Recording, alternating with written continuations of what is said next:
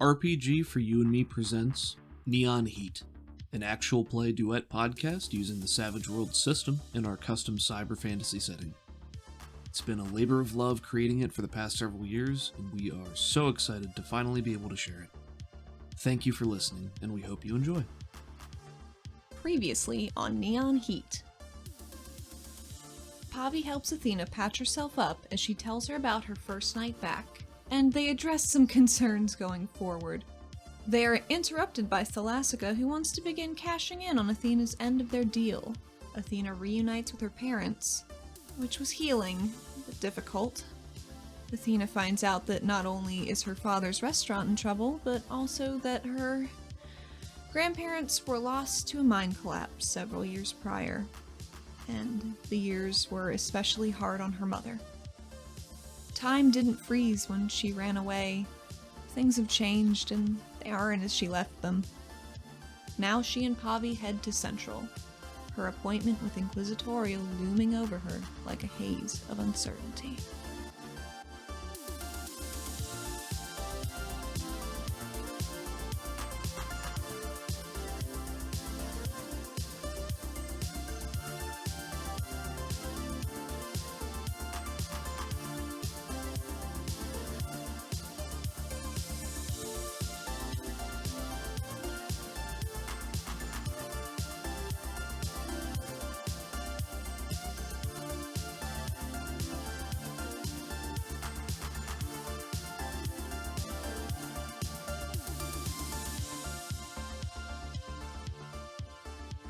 You speed through Caldonix with Pavi on the back of the Quarry Cycle, heading to your appointment with Inquisitorial at the Spire. You can smell the salt water spray as you cut over the canal, the water being knocked up into the air by the cycle's downward thrust. Pavi effortlessly swerves between the streets, startling a small crowd of toppers who are filtering out from the station to head to Olair Resort. You arrive at Central and pull into the parking area below the main building, reserved for regulators. I think Athena gets off the bike and she takes off her helmet and she fluffs her hair back out because, it gets trapped under a helmet. You gotta make sure it's looking okay for an important appointment such as this. Sure. Gotta be put together. Pavi gets off the cycle with you and takes off her helmet. And she has a worried expression. Athena, I think I'm gonna take a personal day and, do some looking into brain stuff. I don't really know how expensive it is, and I don't like the idea that someone's been in my head poking around. I mean, the augment might help, but I don't know if it's gonna fix what's already wrong. Should I maybe look for a psionic? Like, maybe in Pantheon, or... Oh. I don't know, this is weird. What do you think? What should I do? Pantheon apparently has a lot to offer from what I'm hearing, but I think that's a good idea. We gotta get you safe somehow, right? Yeah, somehow. Okay, well, are you gonna be alright going up by yourself? Yeah. Alright, well then I'll leave you here and I guess I'll go poke around a bit. Okay, well, drive safe. Yeah, I will. I'll see you at home. I think so. I can make my way after my appointment, no problem. Alright. And she'll straddle the bike and put her helmet on and give you a small wave and kick it to life and ride back into the city. There she goes. And I'm alone again. Alright, yeah, so you're standing at the base of the spire. In the central column there is an elevator you can take up, and there's a set of stairs that lead up the side too. And it's not the same elevator that you'd taken before, but the style is much the same. Orange lights, the same ding, the same slow open and closing of the doors. I would very much so like to take the stairs. She side-eyes the elevator. Yeah, does not want to go near it. With the lights over the doors, it almost looks like it's glaring back at you. Ugh. It's a real Home Alone moment.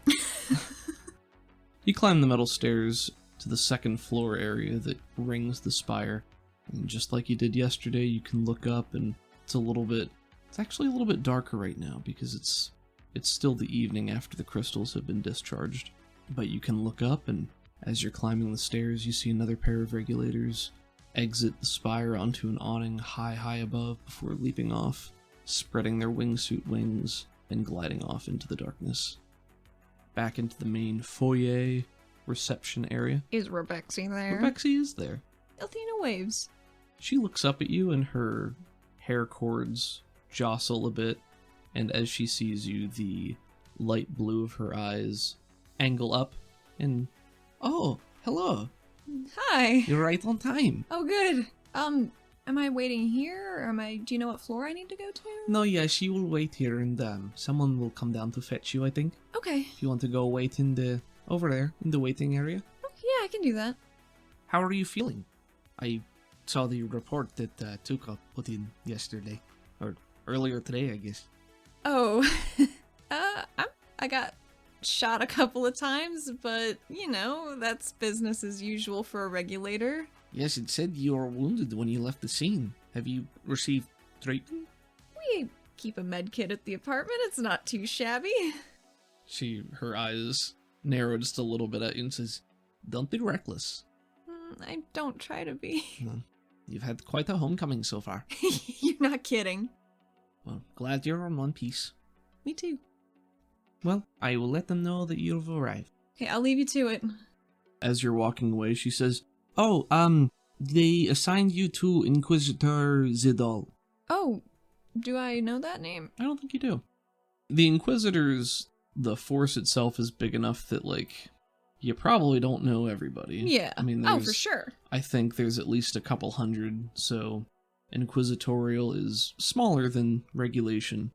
But people, at least when you were, here before, when you used to be a regulator, it was more you were assigned an area, like a sector of the city, so you kind of knew everybody in your area, but that was... So yeah, you'll go... Are you just going to the seating area? Yeah. In the waiting area. I mean, there are more people here now than there were in the middle of the night when you were here. Is that racist back? No, that guy's not here. Good. And you're in the waiting area, just killing a couple minutes before somebody comes to call you.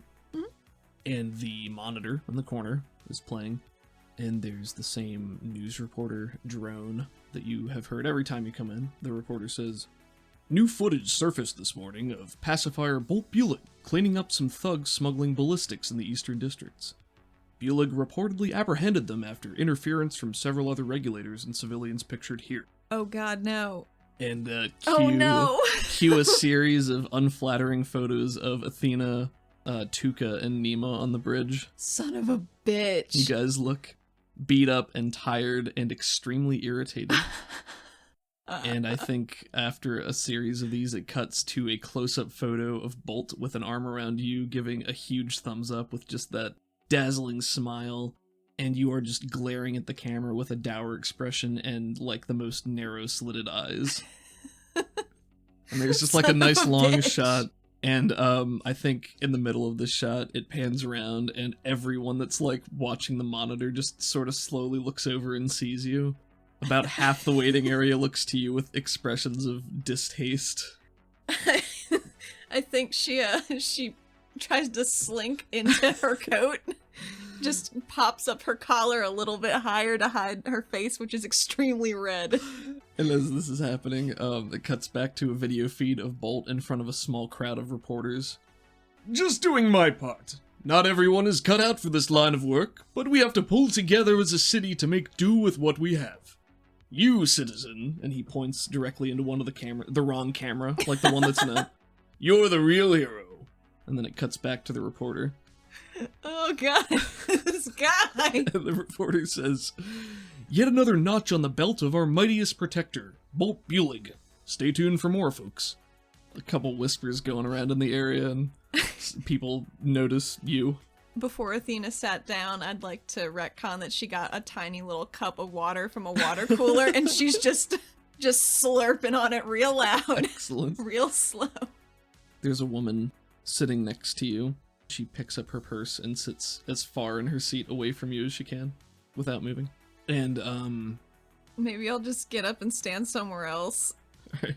I think, as you move to stand up, you hear a voice off to the side just says, what a mook. And you turn around, it is a short arrow that obviously sounds male. Mm-hmm. looks like about 4-something feet tall. Okay. So you would tower over them. Its frame is small and light, with metal alloys interwoven with carbon cords and a circuitry of deep dark blue. And his head is shaped mostly like a regular humanoid, with some cords and circuitry poking out of his head like short, wiry hair. And he has 2 eyes where you would expect to find them.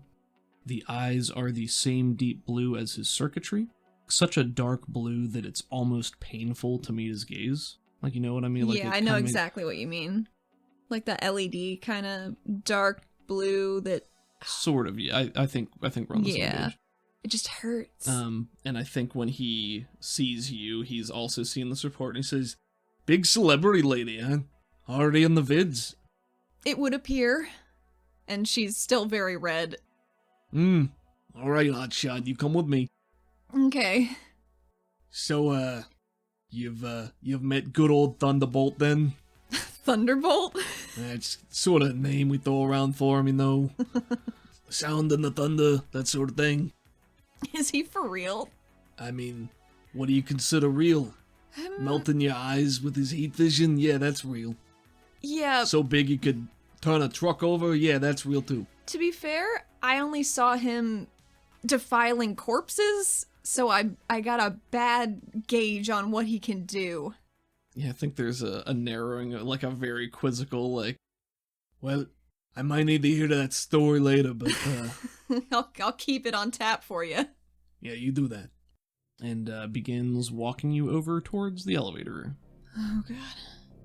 And he's ahead of you, he's assuming you're following him, he hasn't, like, stopped to check on you or anything. I mean, I can't be weird. Make me a spirit roll. You guys will make it to the elevator, and the doors slide open, and you feel like you're walking into a mouth. 6. 6 is a success. Oh. So yeah, you get in there, and the doors slide close, and you have that same feeling of the walls closing in, and you take a deep breath, and you manage to find your center, and you think you can do this. I don't see Davith's face this time or anything. Not this time. That's good. The arrow next to you looks over and he says, yeah, how long you been gone again there? 7 years. 7 years. Well, welcome back. Thanks. He nods to you and he crosses his arms and he's holding a little tablet in one of them and occasionally looking down at it. Yeah, I think you'll ride in silence for another minute or two unless you ask him anything. So you're, Inquisitor Zidel? Was it?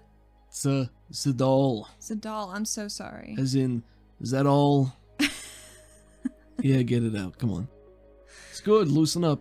Yeah, sorry. Well, you got any questions for me, or? Yeah, what are we doing? No one really told me what this means. Well, Rebexy made me an appointment, and I showed up for it.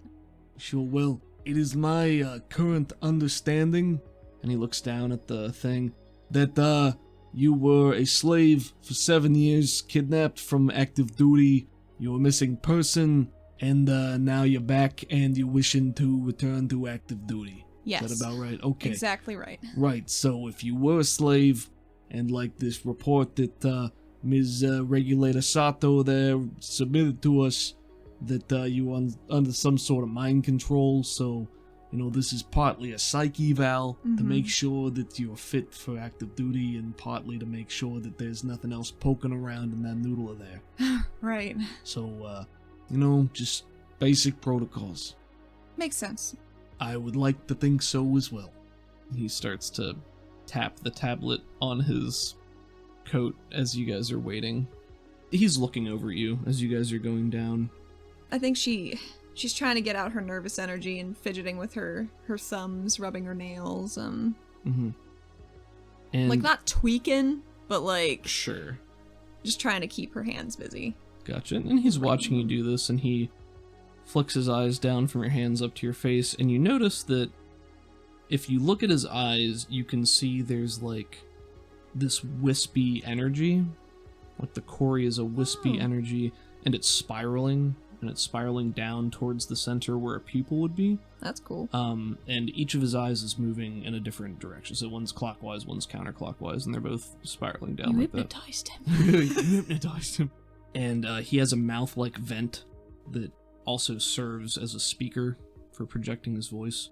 And he's wearing a standard regulator uniform, but it has light blue trim instead of yellow. Got the blue regulator badge, the Inquisitor badge. Mm-hmm. It's hanging from his neck from a strap of leather. And over the uniform, he's wearing sort of a billowing thigh-length coat of dark leather. Except he's only 4 feet tall, so it's like not that far. So there's this shot of you, and your head is clipped by the camera, so it's like your shoulders down and just your hands fidgeting and playing with themselves, and his body is like at a normal height, but your hands are like right next to his head, and he's just kind of sidelong looking at you, and he's like, you mind not doing that right next to my face there? So I'm so sorry. And she puts them in her pockets, her back pockets. He looks up at you, and his eyes, they have like these shutters around them that can move in malleable ways, and it's sort of like to emote. Yeah, to emote. He reaches out and pulls the emergency stop on the elevator to just stop you guys where you are, and he turns to stand in front of you and faces you, one hand in a pocket, the other one holding the clipboard.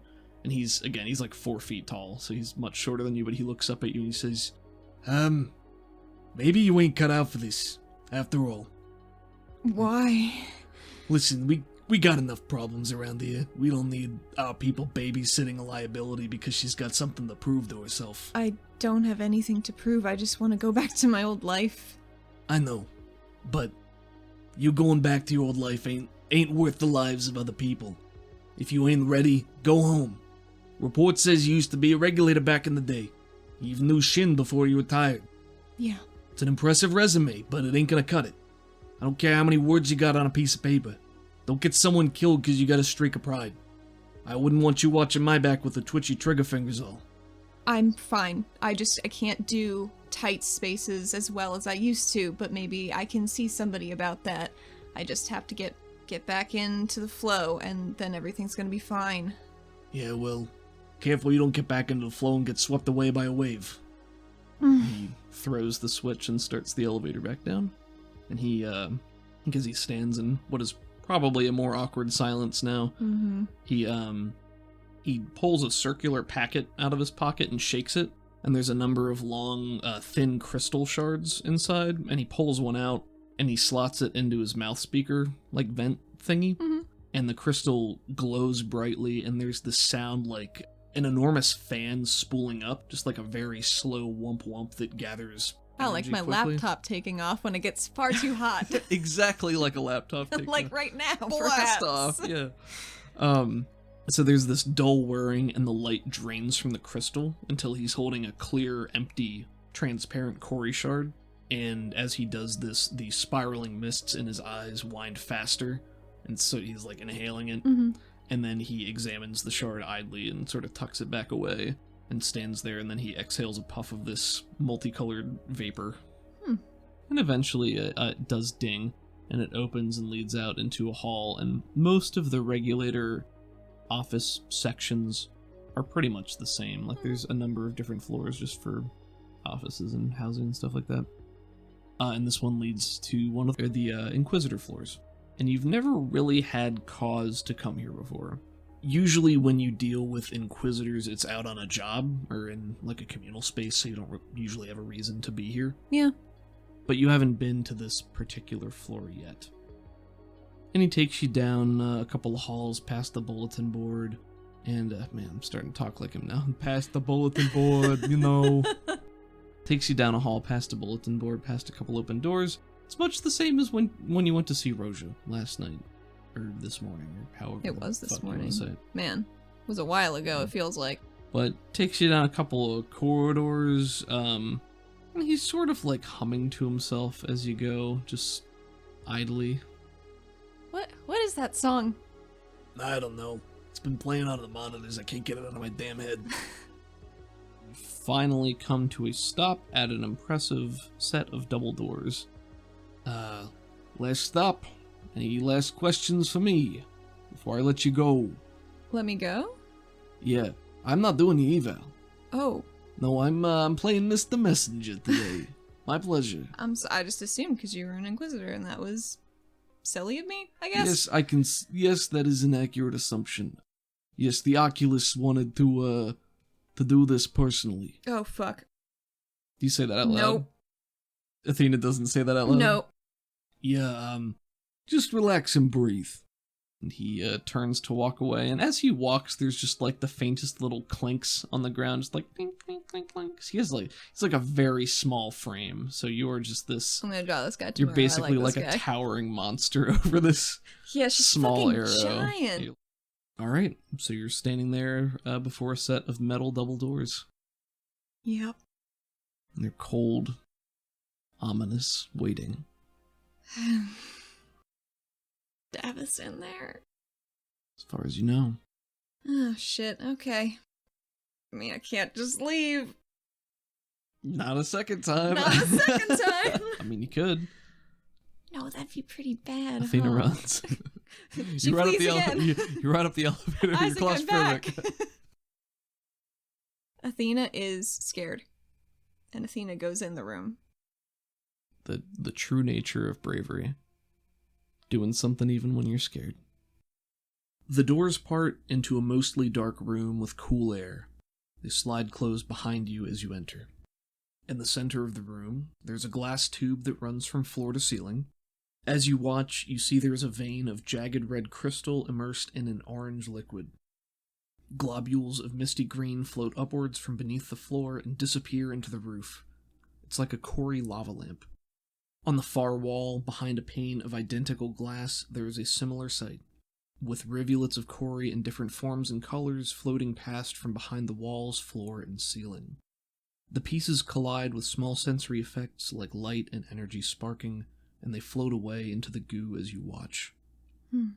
There's a desk and chair across the room, right in front of the glass-paned wall, and the chair is facing away from you. The multicolored lights cast foreboding shadows across the room. What do you do? Guess I walk up to the desk.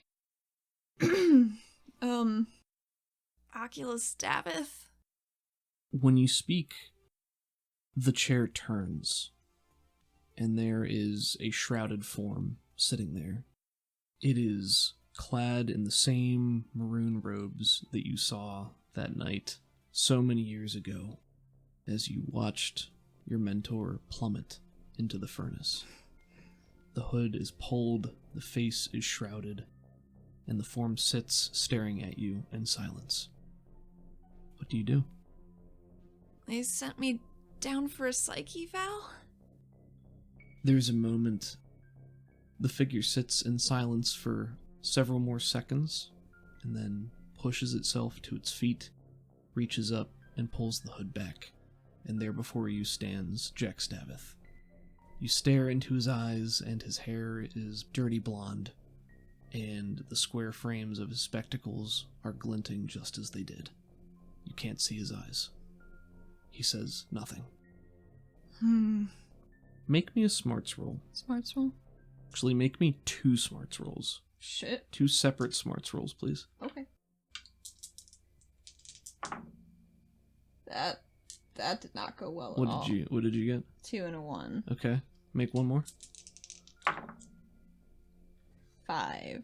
5? Yeah. Okay. You stare back at Jack Stavith, who continues staring in silence, ominously, a phantom, and as you watch, his body begins to dissolve and disintegrate, floating apart into nothingness. And there's no one in front of you. What the fuck? And then there is a voice from behind you. A different voice. Good. Very good. Positive sign. She turns around. And there is another form that steps from a side pocket of the room that you could have sworn did not exist a moment ago. All you can see is the dark silhouette with the glowing orange frame of glasses as it walks closer towards you.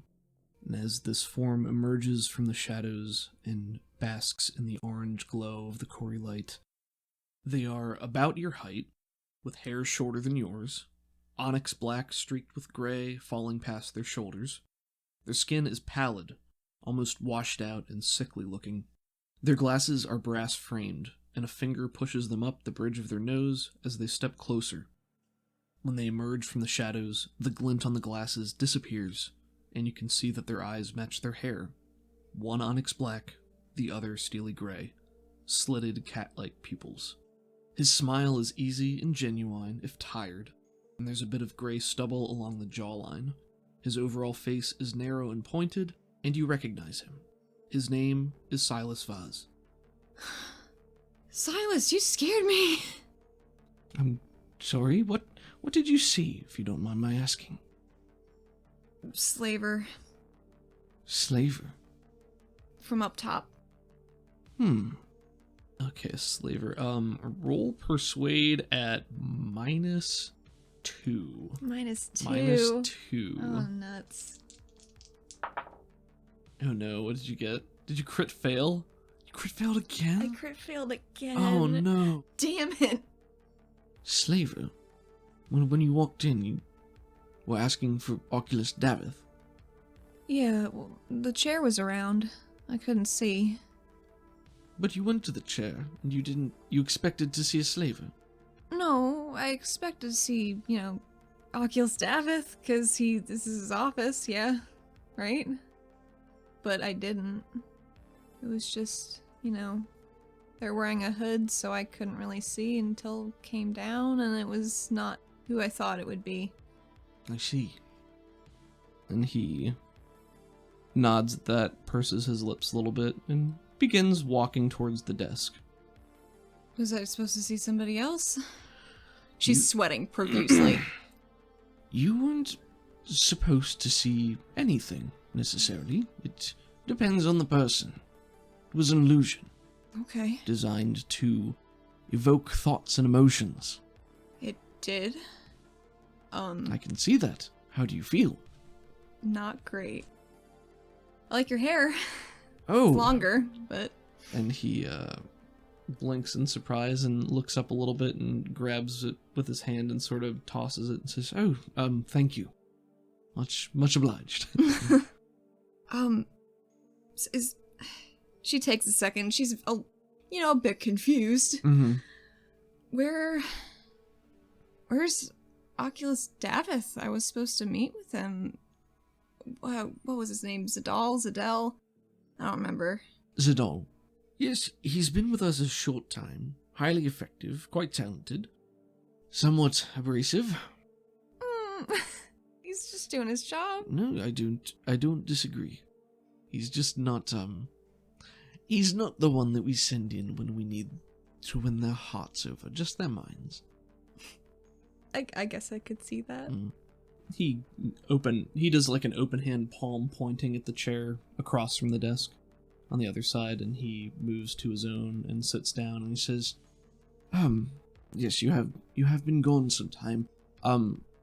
Oculus Davith retired some years ago, Athena. He's no longer the Oculus. Oh. Yes, it was for 4 years, 3 months, 26 days, I believe. You always were better with specifics than me, Takes no effort at all. Eidetic memory. What can you do? What can you do? Yes, no, the task of Oculus has fallen to me. That happy task. And Silas is wearing the blue Cori badge of the Oculus office, which is the same blue as the Inquisitors, but the crystals are coming from the ceiling instead of the floor. I thought I would have noticed that earlier, but I think I was a little bit swept up in the moment. Oh. Well, congratulations. Yes, thank you. Are you alright? I mean, yeah. I saw my parents today for the first time in, a long time, so I'm a little more emotionally charged than I would be on an average day, I think. Certainly, I understand. Well, you understand the purpose of this meeting, I take it? More or less. More or less, yes. So you, return to us. Of course, we're very happy to have you back. You wish to return to active duty, which is, of course, commendable, and we would love to have you do so.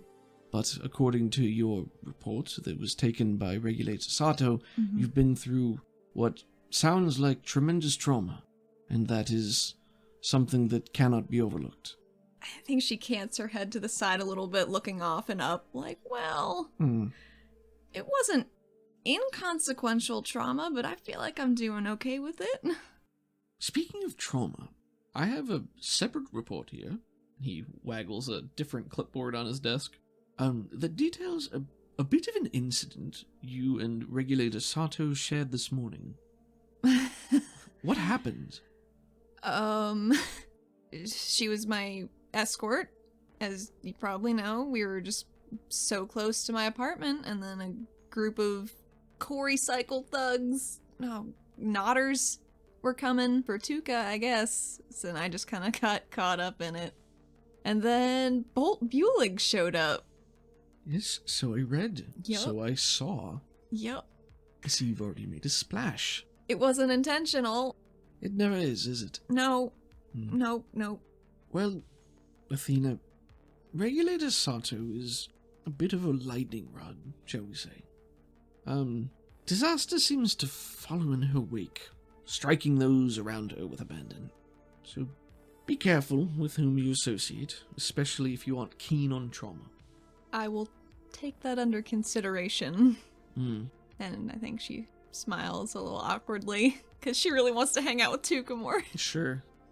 I, of course, won't interfere in your personal relationships, but as someone who's already getting their face plastered around the city, and with someone with such high-profile familial contacts. Yeah. This is a bit of a dicier situation than I'm afraid you realize. Oh, no, it's not lost on me. Well, I think he kind of gives you a pitying glance. Or maybe it is. Tell me more. Well, with your family's involvement in AleraCorp, I'm sure you'll find out sooner or later, Regulator Sato dispatched a well-connected ne'er-do-well in the line of duty. Uh-huh. That ne'er-do-well just so happened to be the son of a prominent AleraCorp executive. Sure, you can see where this is going, but we judged that Regulator Sato's actions, while impulsive and perhaps excessive, were sanctioned and within her rights as a regulator. And again, as I'm sure you can imagine, this did not sit well with many. Drove a bit of a wedge between AleraCorp's leadership and the regulators, which bled over to council politics, and it also doesn't help that Regulator Sato bears the name of one of AleraCorp's chief business partners that also has a controlling hold in the city. Yeah, I'd noticed that. I'm sure you can connect the rest. Yeah. Everyone knows your grandfather sits on the council, and your grandmother's rolling, cozying with AleraCorp back in the day. Just be aware of the limelight. It's good advice. It's good advice. But we can talk more about that later, if you'd like. For now, we must come back to the task at hand. As the Oculus, it is my job, my function, to ensure that the safety of our city remains constant, and your report contains details regarding mental manipulations and controls that you were subjected to, and you claim to have fought off such things and earned your freedom, which I've no doubt to be true, but in the off chance that you are still being controlled, that is something that I must look into. That makes perfect sense. Yes. She's very worried. Sure. I would love for nothing more than you to return to active duty as soon as possible, as quickly as possible. We need people like you now more than ever. What is that? He rolls his neck a little bit and rubs at his temple and says, Athena, Caldonix is in many ways the same city as it's always been. It's 7 years. These past 7 years in particular have been trying. Things are changing. We are... And he pauses and rolls his fingers on the table a few times and says, I will be happy to give you a full dissertation after we proceed. Sure. Sorry. No, don't apologize.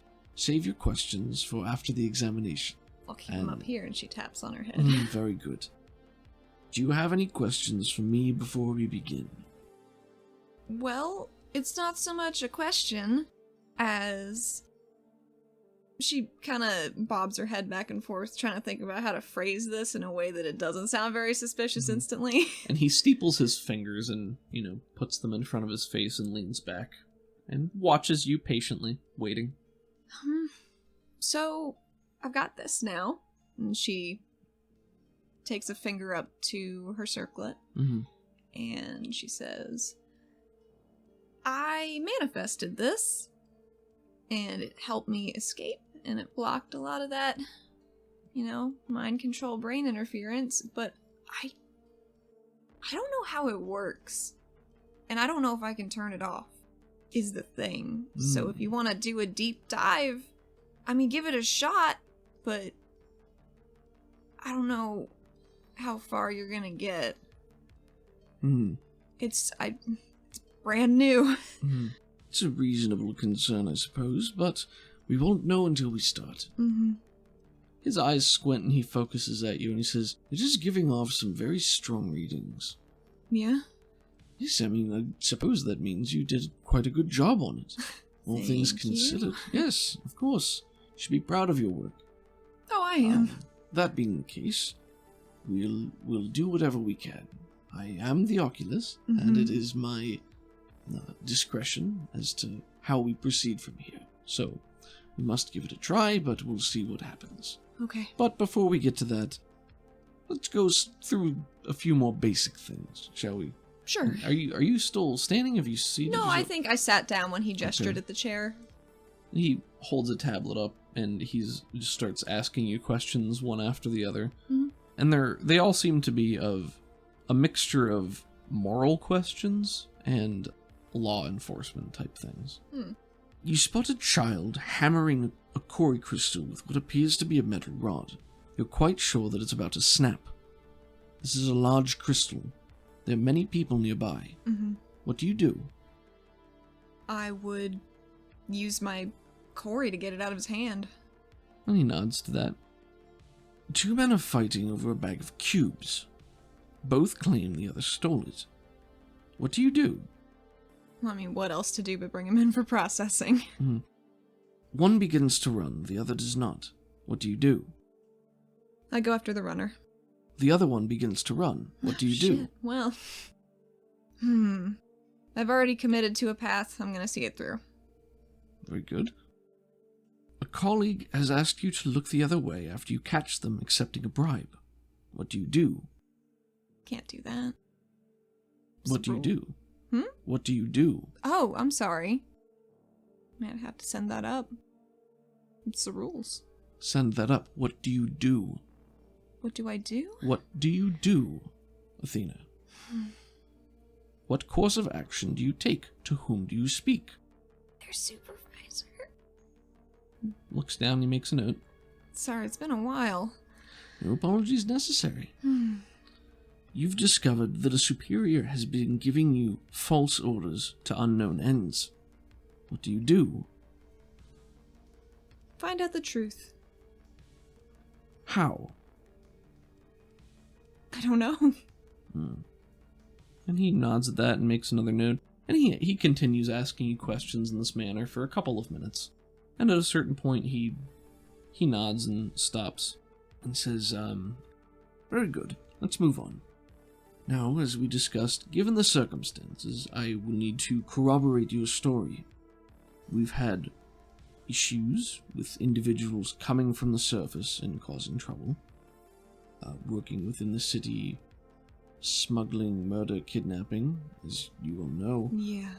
If they have been using mind control on you, I need to be certain they don't have a hold any longer. And he stands up and he moves to your side of the desk. With your permission, I'm going to delve into your mind and handpick some details to corroborate your story. Is that all right? She wrings her hands, and I don't think she looks at him right away. People have been going into my head for 7 years. I'm a little apprehensive about letting someone else in. Silas, please don't hurt me. I'd like you to make a persuasion roll or a performance roll, depending on what you are more comfortable using here. Well, it would be persuasion as I'm untrained in performance. Wonderful. Go ahead. Just a straight roll. This normally would be at a penalty, but I think your story is kind of evening it out here. Cool. 10. God damn. All right.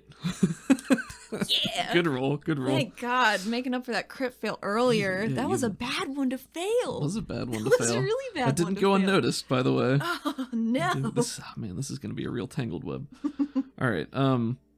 I think your success with a raise and your attempt to get him to go easy on you is going to apply a penalty to any of these contested rolls for him. Oh, cool. Maybe he is either going a little bit easy or you got him in the feels and he doesn't realize he's going easy. So you say this, and I think he pauses, not really expecting that reaction, and he kneels down to be... He's not eye level with, you guys are like the same height. But he kneels down and looks at you and says, Athena, you have my word that I will invade only so much as I need to establish what you've told me. But I must try, and I must do it. And if this is too much for you to handle, then you shouldn't be a regulator right now. I guess I can be brave. I dare say you must be. Okay. And then Do it, but fast, maybe? I guess it'll take however long it takes. it's going to take as long as it takes, Athena. I'm sorry. It's okay. Alright. On 3, then. Mm-hmm. Alright, go ahead and make me some resisted smarts rolls. Yeah. Let me make sure that I have these Did I get my correct. +4 right? You do. And these are things that you can Benny. 9.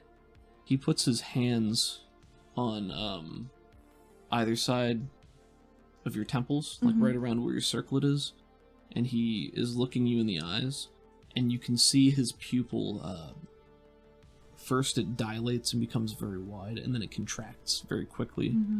And as you're watching, you remember when you faced Benicia in Strickland's manse, and she had given you the mental command, and you begin to feel your vision tunnel and slowly moving in. And as this happens, you feel, conversely, your circlet begin to heat up until it becomes hot, red hot. And Silas moves his hands off and he goes, Oh god, I'm sorry. No, it's alright. We knew this was a possibility. Let's give it a moment and we'll try again. He kind of sucks on his fingers and goes, that's smarts. Well, you said you've only been back, what, a day now, is that right? And you said you got to see your family. Yeah. And how are they? They're good. I'm glad to hear that. I don't... Well, I don't think he didn't, know your family or anything like that. I'm sure they're very happy to have you around again. I'm very happy to be around again. That's good. Silas, I don't mean to be rude or that this is a more personal question, but I noticed your eye and your hair is a little different now. Yes. Does that have to do with... I saw my mom today and she used to have red eyes and red hair, and I came back and she's all gray now. And I don't know what happened. No one's telling me what happened. And I've never seen anything like it before. Well, she's, Ori, is she? Yeah. Well, in rare cases, I have read cases about shock, trauma, things of these nature, that can have a physical effect, of course, with anyone, mental and physical, they're tied together. More so with the Ori. The eye color, the hair color, representative of their status as linked individual. So especially for someone like her, I know she worked as Nixian for many years. Maybe there's a separation. maybe the trauma drained some of that away. I don't know, Athena. I want to help her, but I don't know what I can do. Well, if it is what we think it might be, trauma, grief, that sort of thing, you being here is as good a start as you could hope for, I think. Yeah. Be a good daughter. Show her that you love her, and I'm sure in time, if it's meant to come back, it will. Well, I'll do my best. You might speak with someone who knows more about biology than I do. I think I know somebody. Oh, whom would that be? My doctor from last night, Naveen Roja. Oh, yes. Dr. Naveen. She is quite talented, yes. Yeah. I think he asks you another question or two just to pass the time, and then, when maybe a minute or two has passed, he goes to try again. He says, "Are you ready to try again?" Yeah. Right. Make me another smarts roll, please. I'm gonna need to Benny that one. Ooh, what did you get? A 2 and a... Wait. It would have been a 6. Why? On account of +4. Oh. Do you want to stick with a 6? I mean, is that a success still? This is a contested roll. Oh. You're trying to beat his rolls. Oh. Do you feel that a 6... Yeah, I would like to roll again. He seems like a big brain boy. He is quite literally the Oculus. Yeah, I'm gonna roll again. That is his thing. Yep. I'm gonna Benny that. Yeah, I'll Benny that again. It's an important roll. Excellent, thank you. I'll let the rolls stand. 17. 17. Very nice. Yeah. Beat his 10. Oh, thank God. Alright, with that high of a roll and a success with a raise, I think basically the same thing happens, except it heats up even faster this time, and he burns his hand, and this time he kind of smacks his finger to his head, and he goes, "Oh, well, You okay? Yes, I'm fine, just a bit of feedback. You certainly seem to have done a good job, and, I don't know that I'll be getting in there. Athena, if I can't get a proper read to ensure you're clean, so to speak, it's difficult for me to justify recommending your re-entry into our ranks, especially on short notice like this. Are you quite certain there's nothing you can do to assist me in this?" I don't know. I can't turn it off. I don't know what I can do to help you. Is there anything I can tell you or show you? I don't know. Well, you can show me with your head. Yeah. That's what I need to get. If you can't, then you can't, and we'll try to think of something else. Okay. He sort of rubs his chin for a minute. Could I cast empathy? Sure. 11. 11's a cast with a raise. So you stare at him, and he's kind of flicking his hand in the air, like he just burned it, so he's doing that. And he starts to pace, and he's rubbing the scruff on his chin as he walks back and forth in front of the Corey energy wall. And as you're watching him, you see the aura start to billow out, and it's centered mostly on his head. The light that comes out is like a deep blue, and it's shifting pretty quickly. Different shades of blue, it moves to green, even to yellow. And as you're watching the colors change, you're looking at his face, and you can see his expression kind of going around too. So his face is scrunching up, his eyes are sort of darting around as he's thinking. And the color changes a couple more times. You haven't really seen anything like this before. It doesn't seem super far off base, but people's colors don't usually change this much. So you do get +2 to your attempts to socially interact with him, persuasion, taunt, intimidate, whatever. And as you're watching, right before the aura starts to fade, I think it becomes a bright yellow, and he turns with a smile and he says, "I have an excellent idea." And he sort of rolls his fingers in the air as he's looking around, and then he points at your hand and he says, "Your braces, those braces you wear." My gauntlets? "Do you not... Athena, gauntlets cover the hands. Braces don't. Those are braces. Oh. Oh no. Let's not dwell on it. Yes, you've kept that with you all this time. Mm-hmm. You used to wear those when you were back here. Yeah. They allowed you to keep them. Well, I couldn't get them off of me. Well, very good. Well, come over here. Okay. And you take a step closer, and he says, I might not be able to get into your mind, but I can read objects. I can look at an object's history to see where it's been, the things it's done, that sort of thing. This is pretty bad. Mm-hmm. Athena's freaking the fuck out. And he, let me make a roll for him. And as you watch, he places his hands on your left bracer, and he's holding it with both hands, and you see his eyes flicking back and forth, much like they did a moment ago, and they go faster and faster until they snap shut, and you can still see them moving behind the eyelid, and his breathing quickens, and his head starts to nod back and forth a little bit, and kind of turn at odd angles, and his head twitches like he can hear something, and after maybe about a minute, he pulls back and he says, And he takes a long moment to look back at you, and he says, I can feel that there's been much pain and much anguish. These braces are surrounded by death. And he paces a bit.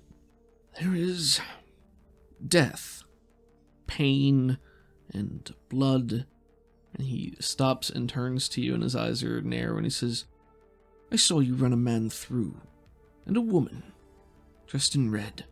And his eyes are far away, almost like looking above and past you. The red man and the red woman. Who were they, Athena? They were who were keeping me. The woman was Benicia, the man was Dietrich Strickland. Roll persuade. I'll give you a +2 on this one, because it is true. They weren't keeping you. That's a lie. You know what? That is a lie. So this is a good lie because it has grains of truth. Can I Benny that? You can Benny that. I rolled a 10. And he'll nod at that and pace a little bit more, and he says, there were others before them. A man on a motorcycle. Guards in a secure facility. About them, what about the others? Who? The others, your bracers, Athena. There are more. There's death. Death follows you. I mean, could it have been from the job? Years back? He turns and looks at you and he says, I think not. I don't remember. Roll me another persuade or performance. This one I'll say no penalty or bonus to. Okay. Because it's a valid argument based on the story that you've contrived.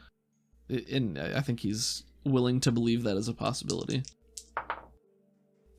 Damn, you fucking blown up here. 11. Jesus, okay. Didn't stand a chance. Poor Oculus didn't stand a chance that day.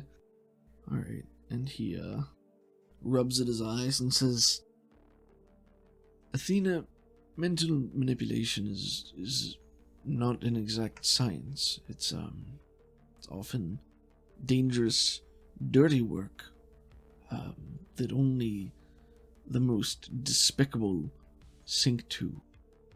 And I can't imagine the trials that you must have endured over your time there.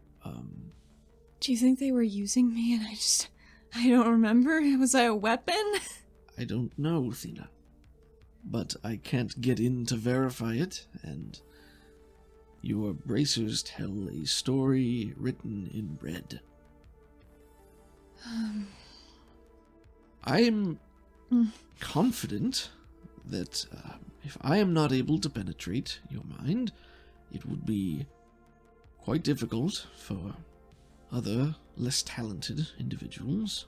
I'll allow myself a modicum of modesty for a moment. But I cannot tell if do not detect the presence of any lingering interference. But it's possible I haven't gotten a good read, so to speak, because of... And he sort of holds his palm and just makes a circle, like, in your head area. Well, what does it look like if you saw it? Sort of depends on the individual that made the alterations. It's, like I said, it's not an exact science, Athena. It's, the mind is infinitely complex and convoluted, and each individual is so different from the other that formula is not really part of the equation, but, clouds, mists, I don't know how you view these things. They're usually... The mind interprets information through a lens by which it can perceive. The way you view another's mind is different than the way I view another's mind. There are distortions. There are things that don't make sense. Disruptions in the pattern. Do you understand? I think so.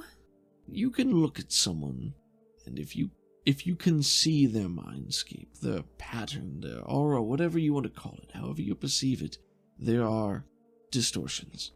And the distortions that are left are dependent upon what has been changed, what has been affected, and the individual who is poking around.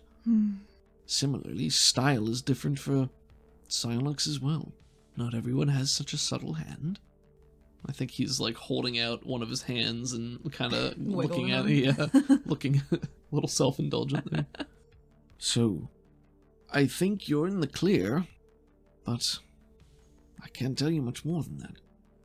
If you're seeing these ripples or this fog or whatever, does that mean I'm still being, like, actively altered? Do you see any? Does that mean I'm okay? If it's gone, like, would I be able to remember what I did once it was over?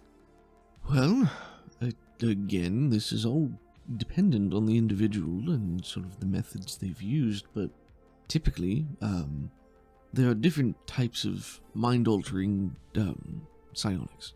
They could have altered a memory, tampered with it. They could have taken a memory, deleted it entirely from your mind. I would be inclined to think that if they had taken the memories, just removed them entirely, you would have no recollection of what occurred. But if they had altered the memories, simply changed things that happened or altered certain details, maybe there would be a specific stimulus or trigger that would allow you to remember them. It's difficult to say. The mind is different. Some work with more finesse than others. There's really no way to know, Athena.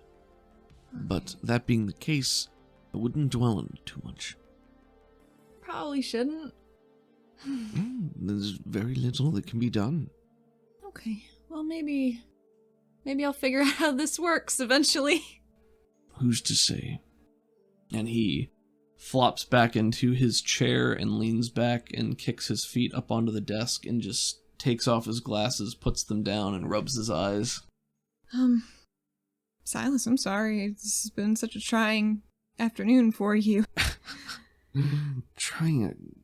Athena, this is a strange situation, to be sure, but this is not even close to the most stressful part of the job. It's nice to see an old friend, an old work fellow, you know how it is. Yeah. You had questions earlier. What can I tell you? What would you like to know?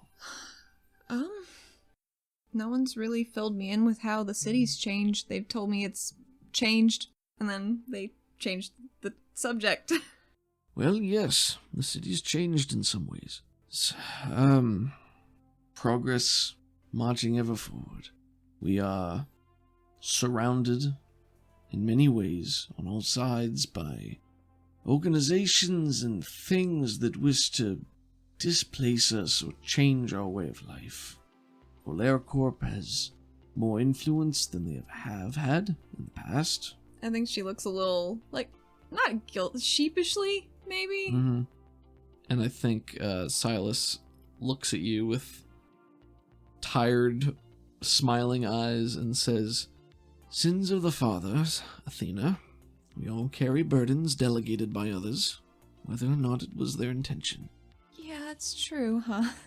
You cannot control them even if you would wish to.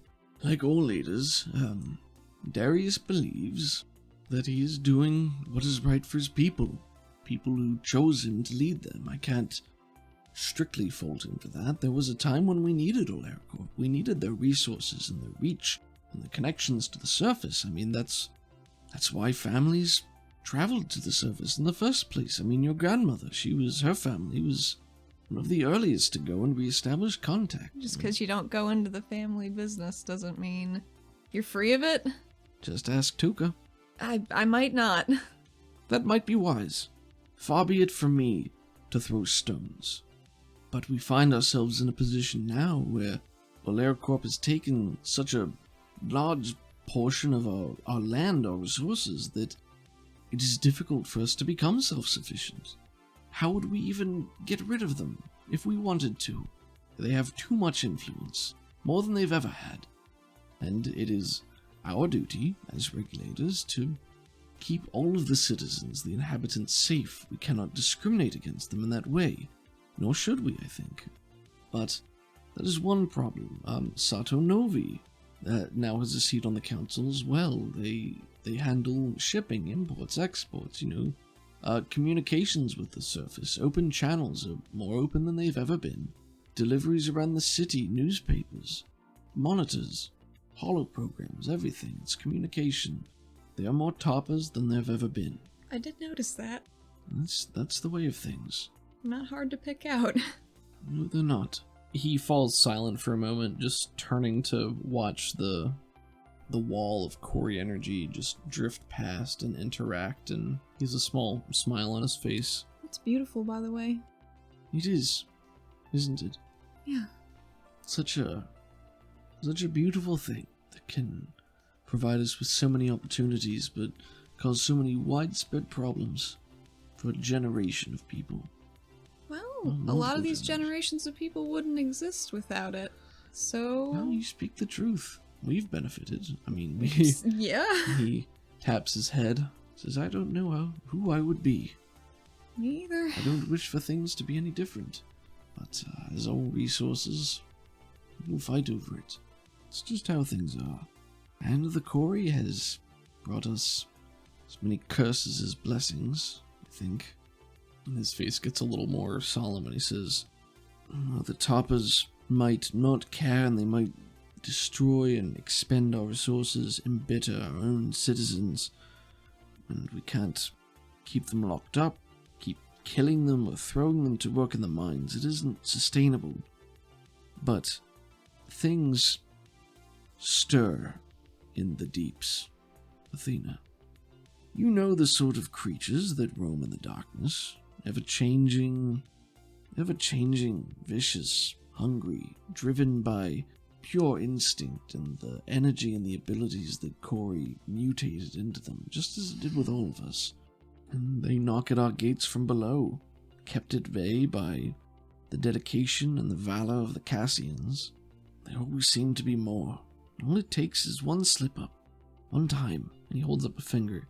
One malfunction, one set of gates doesn't close, and who knows what could happen. It's not a constant threat, but it's ever-present.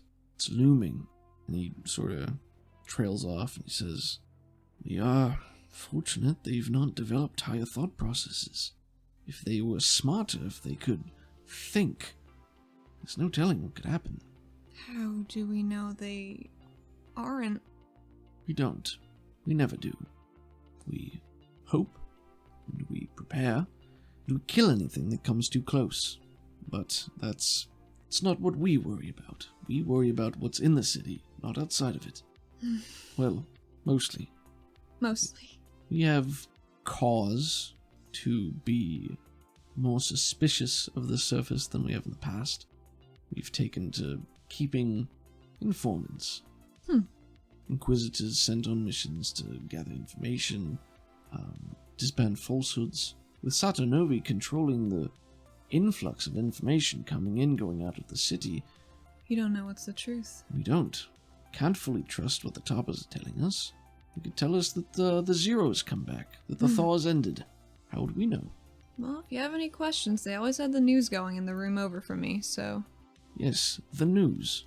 The news that is controlled by Sato Novi. Yeah, probably was, huh? It is. It's not a matter of the past, it's a matter of the present. This is what is happening, Athena. This is our city. We are surrounded by falsehoods, misinformation, the bait and switch, the rose-tinted goggles that like to pull over our eyes. And us, specifically, me, the Oculus, the Inquisitors, we have to sift through it all. We have to find the truth. We have to keep people safe while we do it. With murders on the rise and crime rampant as ever, we are running out of resources and time. And he sort of grabs his hair and waves it, and he says, "You think this is natural?" Well, I wasn't gonna say anything. He waves a hand and he says, "I don't know how Davith kept his hair that beautiful lustrous gold for so long." It was nice. Well, he made his choice. I suppose he went to find... And he holds a hand out to you and he says, I suppose he went to find Joel. We were friends. He never came back, so... One more resource we no longer have access to. But the new guard picks it up, keeps carrying it forward. I do have a question. Yes? Who's the new proctor? Well, new, I guess. New, yes, it has been quite a few years. Reitz, or Let Reitz, is the proctor. Oh, okay. He tilts his head. She scratches her neck. What is that face? Nothing. It's fine. She smiles, pinched. He sort of narrows his eyes but gives you a knowing look. As you say, get along with her, Athena. She's the one who calls your shots now. I mean, I'd like to. I mean, I never thought it was kind of like a it's fine. She's effective. She cares. She cares about her people. She gets the job done. She is efficient. We need efficiency. We need decisive action. And, well, I think Rasmus will handle all the decisive action we could ever want. So we are equally fortunate to have her in our corner. Yeah, that's true. Although I'd hate to ever be on her bad side. Don't tell her I said that. I won't. She's like a viper. You can't show weakness in front of her. Gods forbid. Oh, shit. So, I did meet Bolt Bulig. Is he actually pacification? Because I can't see Rasmus tolerating that whole business. He is. It's a complicated political landscape, Athena. Yeah, it seems to be. Bolt Bulig was the bargaining chip that bought temporary peace between Oleracorp's clamoring executives and regulation. I don't understand. Following the incident with Regulator Sato, relations were quite strained. Yeah. Bolt Bulig was their poster child for what Oleracorp and Sato Novi can do for you. Is he someone's son too? Undoubtedly, but first and foremost, he was employed and brought to the city as an immigrant, as many did, and lived here for long enough that he could become a regulator. Such standard processes. And after he'd become one, was on duty for so long, he was the perfect pawn they needed. So their price was to put someone in good standing who could represent their values and make all the toppers think they've done a bang-up job into the limelight. And it was, at the time, a small price to pay. At the time? Property damage is not insubstantial. Yeah, Someone needs to pay for it, otherwise it takes time and effort to send links out to repair the damage with stoneworking, metalworking, things like that. It's time and energy. It's a headache, but he is powerful. There have been incidents where he came in useful for a massive show of force, if nothing else. So, underestimate him at your own risk. And I wasn't underestimating him, I was just questioning. Don't stand in front of him.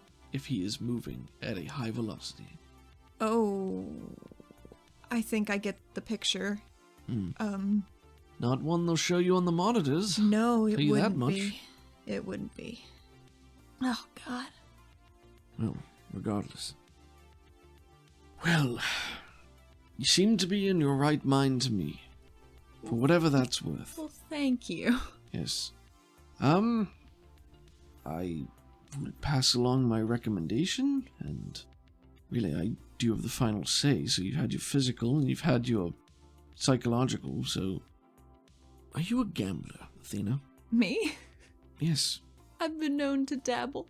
Well, usually it's a foolish pursuit for vanity and thrill, but sometimes when all other options have been expended, a gamble is all that remains. Well, if you stack the deck, it might increase your chances of winning. You're not wrong on that. Well, I think everything's cleared. Whew. Welcome back. Thanks, I was worried for a while. Well, don't stop now. Yeah, I probably shouldn't. He scratches his nose and says, "What are your plans now? What do you want to do?" I mean, it's something I've thought about every day for the past however many years. 7. 7, yeah. 7 years, 3 months, 17 days. Yeah, you are good at that. He kind of lazily shrugs, like it means nothing to him. He's just Yeah. like, it's like, I don't know, stating it's hot out. It's dark in here.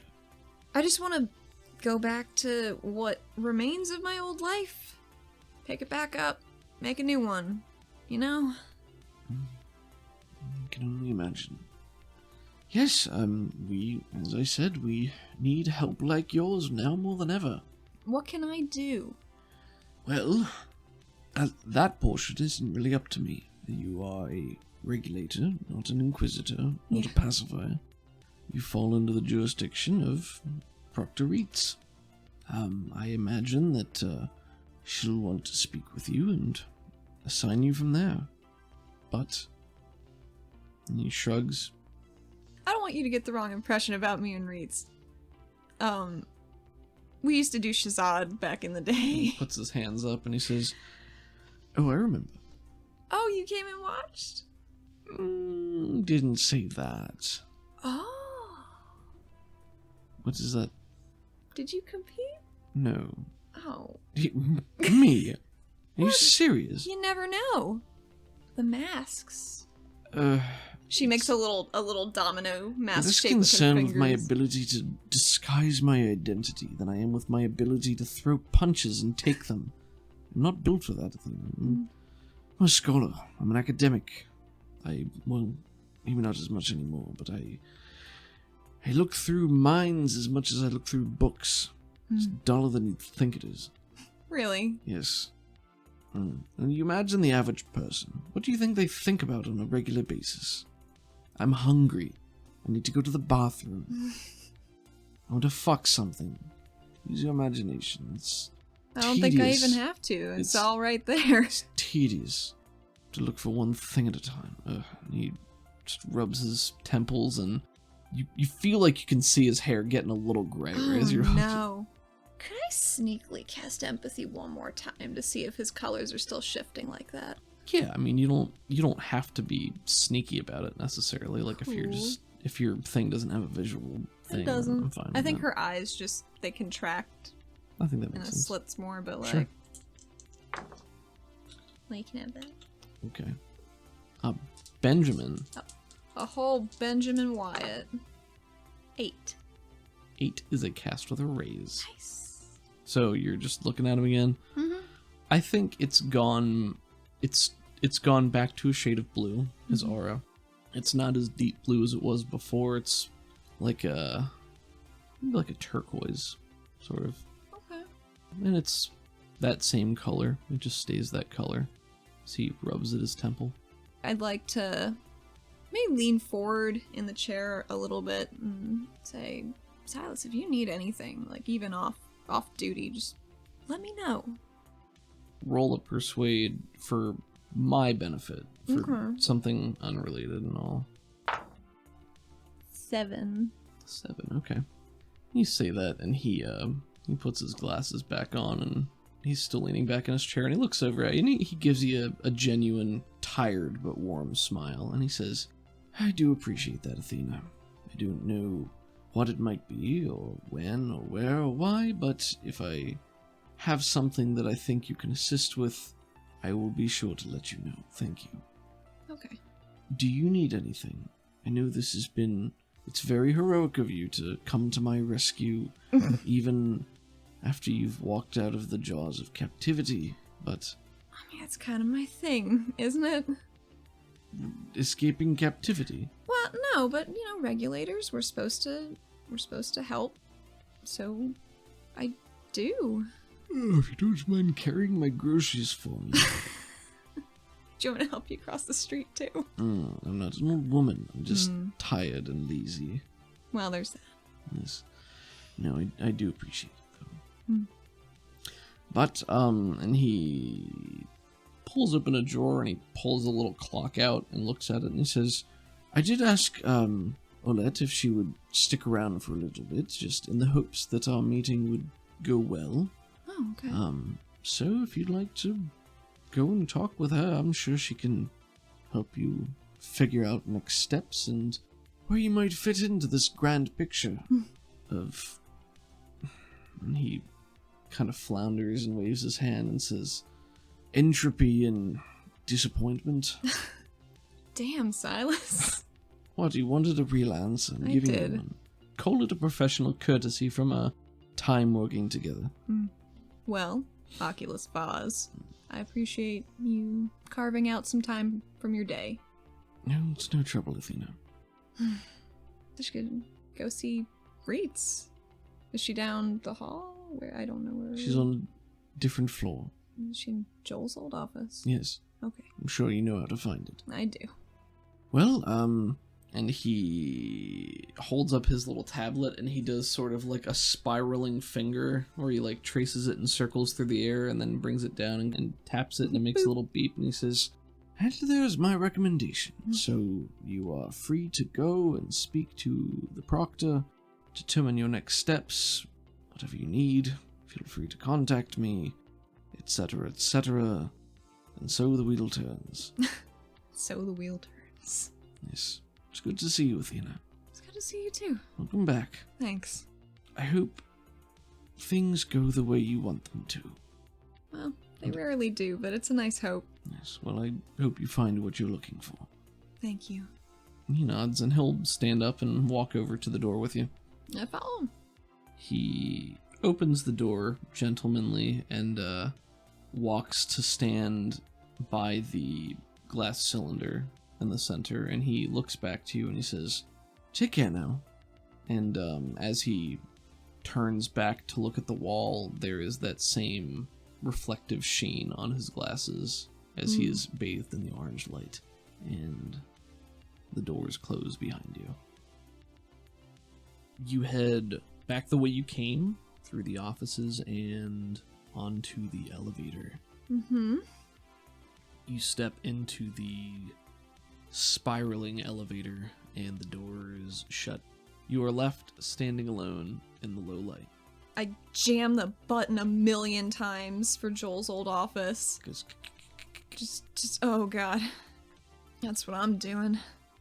So Athena's got quite a bit to tumble around in her head while she's freaking the fuck out in this elevator.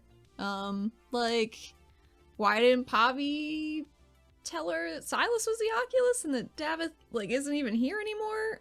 Just gone, perhaps? Went to the surface, but he knew Joel wasn't up there. So, why would he go do that?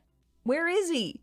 She's just she got her eyes crushed closed and she's focusing and she's trying to connect these dots, and Davith isn't even here anymore, and Athena was kind of afraid for all those years of coming back, and then he'd, come and find her. So that rug kind of got pulled out from under her a little bit, and now she doesn't quite know what to do with herself, but then there's, like, all this other shit happening, too.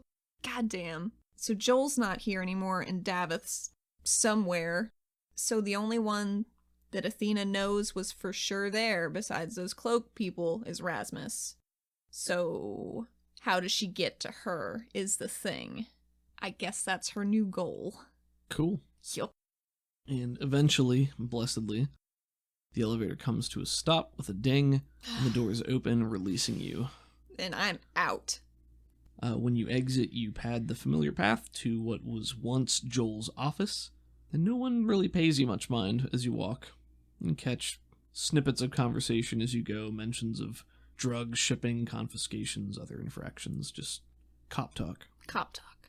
And after a short walk, you find yourself in front of the double doors leading to the proctor's office. It looks just like the Oculus's office. It's been quite a few years since you've been here. Yeah, it has.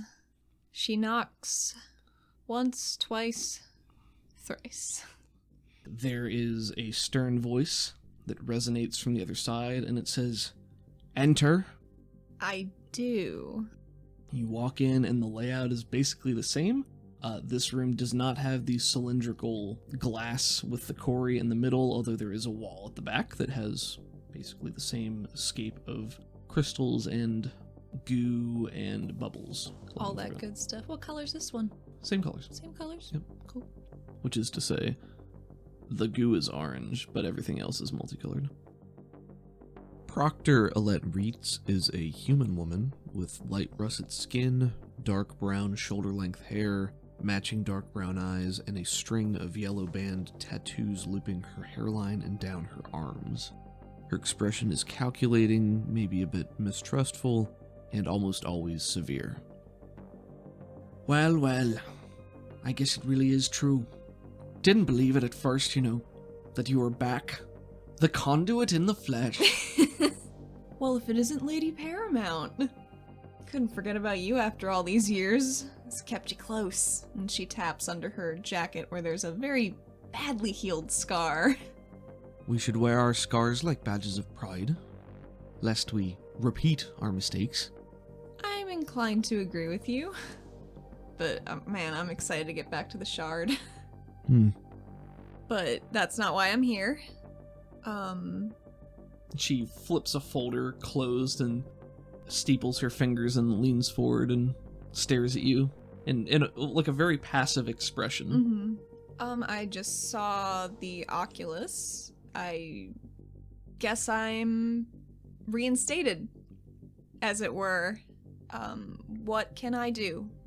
Put me to work. I'm ready to go. Sooner the better, maybe? And she nods at that, and she pulls out a separate file, and she says, Well, I've got the report right here, and I know the Oculus has just completed his recommendation for you.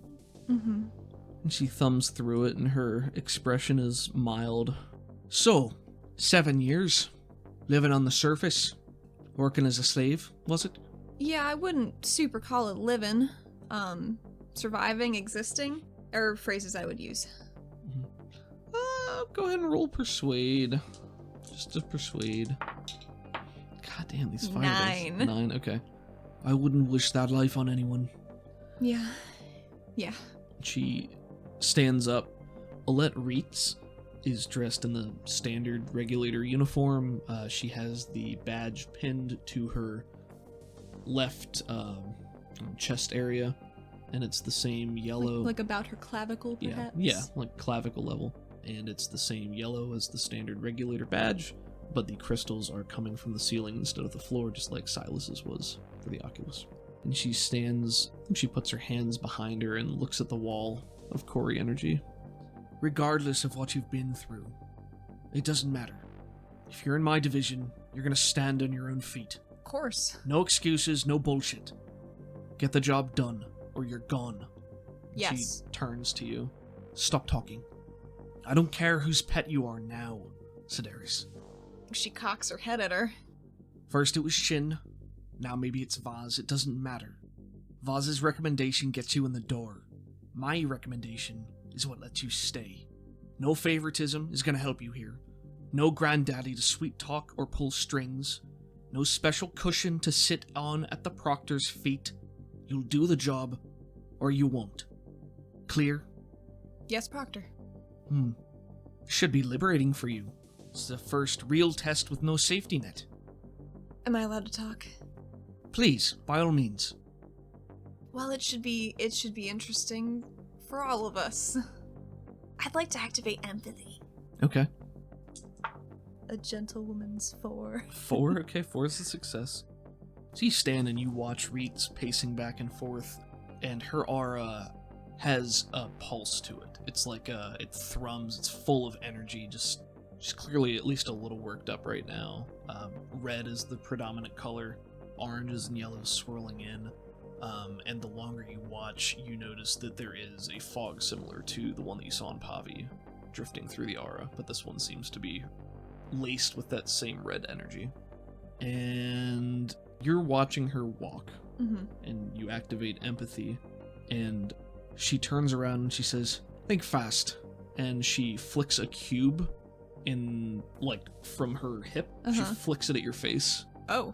And I am going to ask you to make a smarts roll at -2. Smarts roll? Smarts roll. Okay. I did fail, but I do have another Benny. You have one more Benny? Is that Yeah. your last Benny? I don't know how many you have left. You gave me one from burning the coupons, so I have one more. So you have 2 left. No, I have one more after this one I'm going to use right now. Yeah. Okay, so you have 2 right now. Right. Yeah. But now I have one, so I'm re-rolling. Well, I guess there goes my last one. I'm using your last one to Yeah. reroll again? Alright. Oh, fuck. Don't you fuck me again. Yeah! Oh, what'd you get? Okay. 7. Alright, so here's what happens. She got a 2 and a 1, so still good. So she flicks the cube at your face, and it's flying fast. And as this is happening, I think maybe your empathy, instead of distracting you, actually helps here, because you see a shift in her pattern. And like a massive pulse goes out, and she flicks it with her one hand, and you see her other hand reach behind her and pull out a hand crossbow, and she aims it at your chest and pulls the trigger. Oh, shit! As the cube is flying in your face. So you see both of these things happening, and you can react accordingly. What do you do? Athena yanks her legs up, kind of turtling in, and crosses her arms and makes a big old shield. Gotcha. Okay. Like a little turtle. Yeah. Alright, so you do that, and there are 2 impacts. The first one is the ting of the cube crystal bouncing off, and the second one is a dull thrum that hits the shield and goes boom, and kind of rings it like a gong. Good. Still have a bit of an edge at least. I think you'll find it sharper than ever. And she takes down the shield.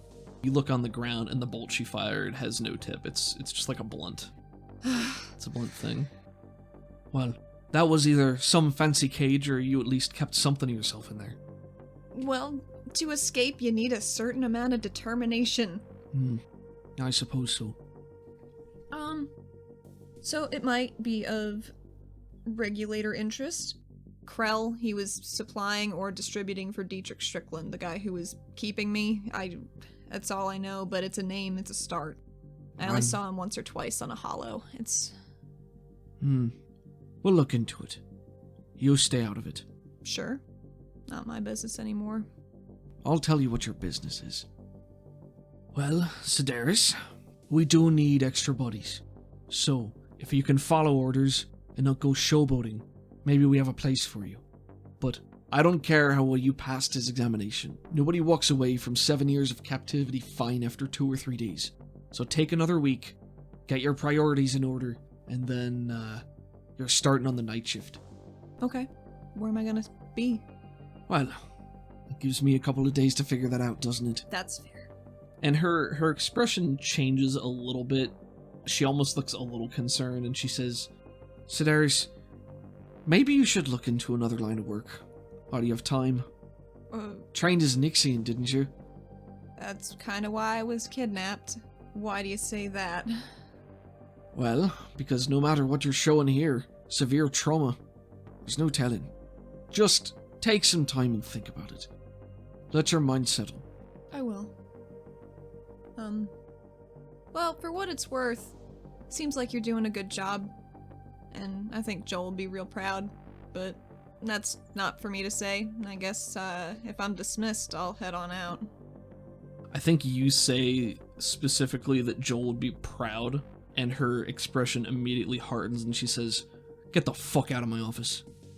Joel's shin is in the past. I guess he is. I think she'll leave it there and let you leave. And Reitz calls from behind you. 1 week, Sedaris. 7 days. Come back with your head on straight. Or... And she aims the empty crossbow at you and pulls the trigger. And there's just a click. You might as well retire early. Noted, Proctor, thank you. Then she leaves. It's like a Godfather shot where we're looking into the office and we see Reitz at the far end with the wall of Corey behind her and her aura still billowing in Athena's eyes as Athena walks through the double doors and out of frame, and the doors swing shut.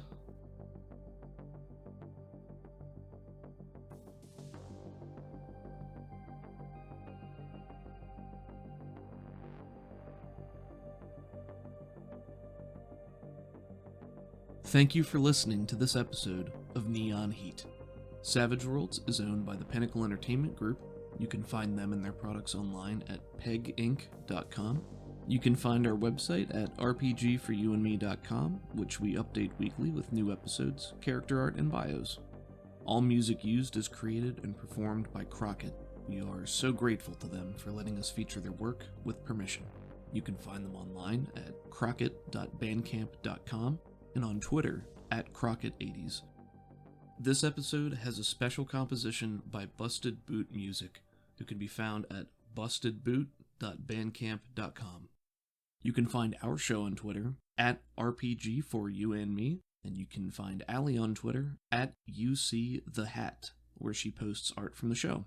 And as I am absent from all social media, you can find me exclusively on our Patreon Discord server, which you can find at patreon.com/rpgforyouandme. Any support means the world to us, and it makes it easier for us to make more quality content for you. If you enjoy our show, the best way you can let us know is with a 5-star review on the podcast listening platform of your choice. If you like what you heard here, you should check out Sounds Like Crows, which is an actual play podcast set in the Savage Worlds Deadlands Reloaded setting. It's a story about 5 brothers on a quest for revenge in the supernatural Wild West, and it encouraged us to get moving on our own production. The cast is outstanding, and the audio and editing quality is cinematic and top-notch. Caleb Sunstead, the marshal and showrunner, is extremely talented and dedicated. Thank you so much for listening. It means the world to us, and we'll see you next week.